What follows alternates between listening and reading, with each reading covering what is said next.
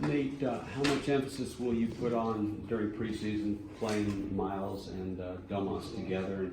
You know, what kinds of things are you looking for from the two of them? We're going to start off that way. You know, those are, Miles. I was starting with the first five that I would put on the floor would be Malcolm, Jeremy, T.J. Warren, Domas, and Miles Turner. What are you looking for from them in terms of their ability to play? Well, we had an opportunity last year to play those guys about 10, 15 minutes together, and I thought they did a good job of adapting to what opponents were trying to do as far as matchups. You know, some nights we would see the 5 on Miles, some nights we would see the 5 on Domas. They were able to adapt to that, during the course of a game. This year, starting those two, I feel we are going to be able to play those two because they can adapt. But what I'm hoping is that our rebounding will be much better. With both bigs being out on the floor, sometimes we'll change the matchup. From game to game, who is guarding the 4. But Domas will be starting at the 4. Miles will be starting at the 5 for the most part. We're going to try to keep Miles at that basket, defending the basket, and Domas, will be working to defend possibly smaller 4s that are spreading the floor, able to put the ball on the floor. Coach, generally speaking, starting a new season, you're always excited about something. What is it that you're most excited about to get this season started? Well, I think this is, for us is a year of proving it. I think we've brought in 7 new free agents, and we all have something to prove. This season, and for me, the last 3 years, we've had decent seasons, and we've been able to get to the playoffs, but it's been first round and out, and the first year was we were a little young, and we get swept by Cleveland. The second year, we lose 4-3, so we got close. And last season, we were missing Victor, and we go into the playoffs and we get swept. I think it's just a year for us to prove ourselves. I think the organization has done a good job of picking up free agents. With the number of free agents that we had going into the off season, it was going to be a challenge to bring this roster back. There were some things that we felt we wanted to do, which was we wanted to try to bring Bogey back and a couple of our guys back this season, but that didn't happen, and they were able to go out and really make up for the loss as far as the guys that we lost. Malcolm, I think, is a key pickup. You get a starting guard that is pretty much going into his prime. He's not in his prime. He's going into his prime, which is really good. A lot of these guys are on the same timeline. You were able to pick up Jeremy Lamb, who again is going into his prime at that 2 position that can play that position until Victor is back. T.J. Warren is another guy that's going into his prime. Our 2 bigs, Domas and Miles, young players that we know have potential. They all have that opportunity to play together. So all of those guys I just mentioned have something to prove, and we as a team, that's the approach we're taking. Nate, how important is the success of the Turner-Sabonis tandem to the season, and what does each one of them have to be able to do to make it work? Well, I think, they know what they need to bring, and one of the big things is defensively, being able to defend and, really coexist together. Understanding that, we've added offensive players, to the roster, and, chemistry, sacrificing, all of that stuff is going to be really important. And, all of it looks good on paper, but until they get out and do that, we'll have to wait and see. I think this can work with the players that we brought in, but it's going to take, each guy playing for the next guy and trusting that. We're going to have one common goal, and that's to win, and doing whatever it takes to win games. So we have to get into the season and see how these guys, they build that chemistry. It starts with tomorrow, that first day of practice, starting to work on that chemistry. Hi, Nate. I got two, so don't take this from me too soon. One about the two bigs. Was that just a no-brainer, or were there other options? How hard a choice was that? Because it kind of goes against the grain, obviously, of what you all done before. Yeah, well, the part of it was, when we got Domas in the trade with Victor, he was starting, and he was playing some 4 and 5, and he came in, and because we have a 5. And Miles starting, he has come off the bench the last 2 seasons.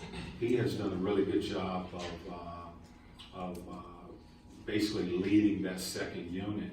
And really the last season, we're trying to find ways for him to get more minutes. And he feels he's a starter. He feels that he's a starter. He wants to become a starter. He expressed that to us, and we had to make room for him to do that. We felt that he was part of the future of this organization, and we had a starting center in Miles, and Thaddeus did a great job for us, and we had to make room for him. And making room for him was basically, losing that to allow him to move into that starting position, and we felt that he's part of the future as far as moving forward. And then the other one, Malcolm as your one, really, and he's played combo. I know he can do that, but how much trepidation was there with that, or is he just naturally the one, and it's as simple as that? He's going to be the one.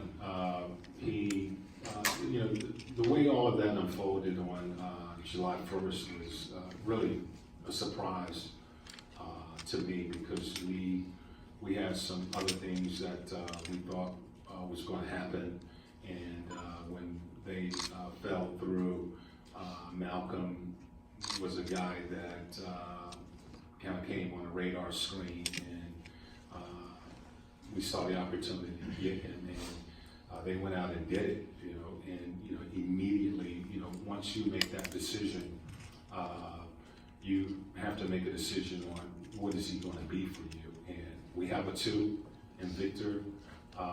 He's going to be our starting point guard, and I think I love his leadership. We've had many conversations here over the summer just about the team and the direction, and what we're going to be looking for. He chose us. I had a few players that wanted to play for me, but this guy really said that he had been eyeballing us since coming out of the draft. He loved the way we played, our style of play, our focus on the defensive end of the floor, the toughness that we play with, and wanting to play here, and I think he's a throwback in the sense of how he plays the game, how he thinks the game at that point guard position. He understands that position and how it should be played. The extension of that point guard and the connection that the point guard and the coach has or should have, we already feel that with him. That you can not sit back, but you can allow this guy to run the team. Nate, you and Kevin have both spoken pretty highly of Goga. Tell me a little bit more about what you specifically like in his game. Really, I mean, he has a great feel for the game, both offensively and defensively. He's a two-way. I feel he's going to be a really good two-way player, very high skill level. His ability to score, shoot the ball, post up, pass the ball, dribble the ball, his feel for the game. He has all of that at a very young, 19, 20 years old. And, he just has a beautiful body. You're looking at, we're sitting there looking at this kid and just comparing him to the rookies that are coming in out of college. And we're saying, you look at him and his body, and you think about in the next couple of years what he can become. The future is really bright for Goga as well as the Pacers. Coach McMillan, this is Showtime Arnett. Two questions. First of all, how was your summer? It was good. It felt long, and I was telling someone, it was going really slow in May and June, and then it seemed like I blinked, and here we are in training camp. The draft and free agency and summer league, and it was like boom, boom, boom, one thing after another. But it was a good summer. Right. And my next question, as a coach, coming into this year, what are some things that you think that you can do differently that you didn't do in the first seasons as a coach here with the Pacers? Well, I think every team is different. Every team is different. Coming into this season, we're excited, and as I said to some people, basically we're saying the same thing the other 29 teams are saying. They better be saying they're excited about their off season and what they've brought in. But we are excited about this group that we have, and getting this group together as a whole, and going into the future, because again, the timeline with this group is not really just about this season, but for the next couple of years, this group will be together. We signed Malcolm. We have T.J. Warren for a couple of years. We have Lamb for a couple of years. Victor Miles signed an extension. So this team will have an opportunity for the next few years to grow, and we are excited about really the future, of this group. So how we're going to be different, they will determine that with their play out on the floor. We try to look at players, not only their talent but their character, and if they're able to fit into our culture. And we feel like we've added that to our roster.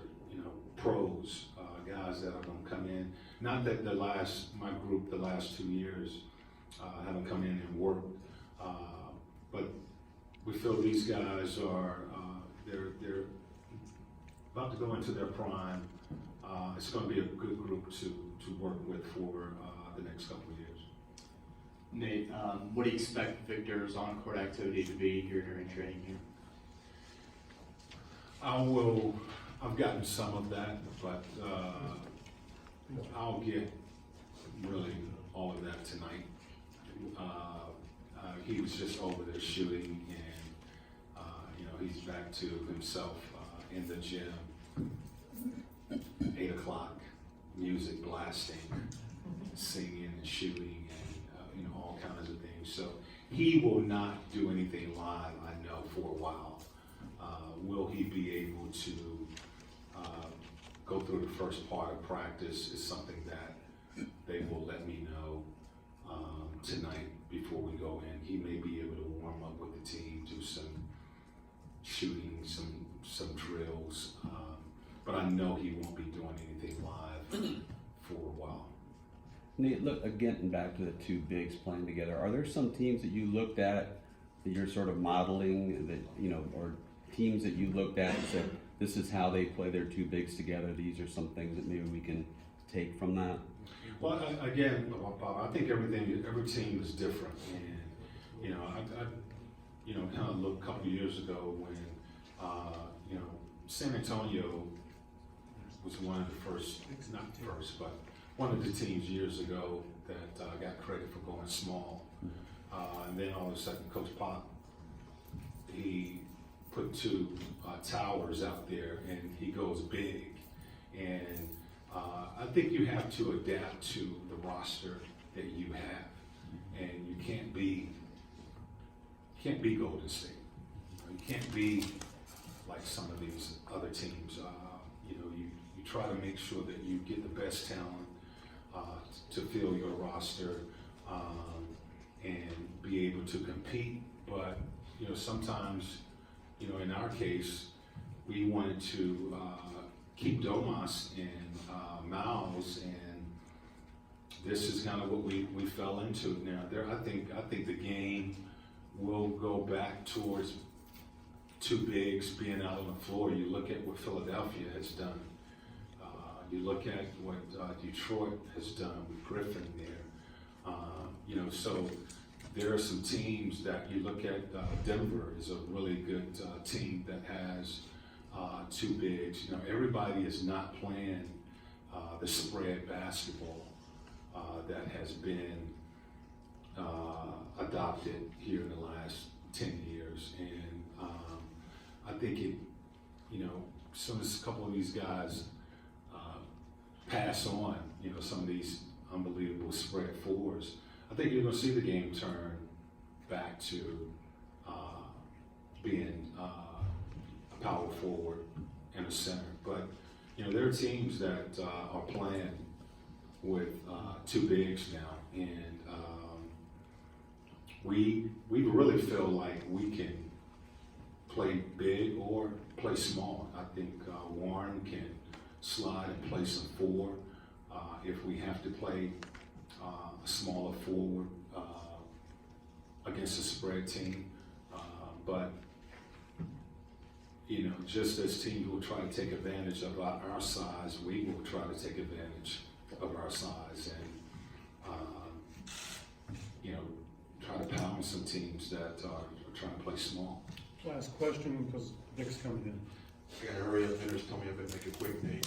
Going back to Vic, is there a timetable you guys like, back in the regular season, or are you guys playing everything by ear? No, there hasn't been a timetable given to me, and I haven't heard that. I've talked with our trainer, with Victor, and with Kevin. Basically, I know that he will not start the season.